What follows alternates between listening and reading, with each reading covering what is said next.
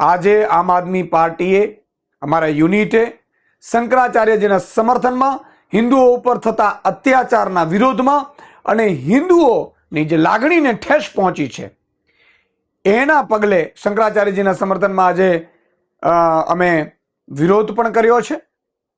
ભાજપનો અને આ પાર્ટીઓનો અને જે લોકોએ શંકરાચાર્યની વિરુદ્ધ ષડયંત્ર રચ્યું છે એમનો આજે વિરોધ કર્યો છે.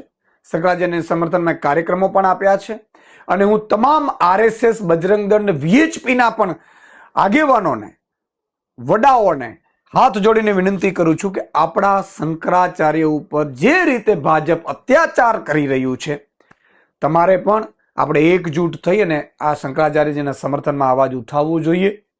આજે શંકરાચાર્ય જો એક છે, કાલે બીજા આવશે, પછી ત્રીજા આવશે અને પછી આપણે સૌને પણ હિન્દુઓનો પ્રમાણપત્ર આપવું પડશે ભાજપને. એટલે મહેરબાની કરીને આપણે સૌ આમાં અવાજ ઉઠાવીએ.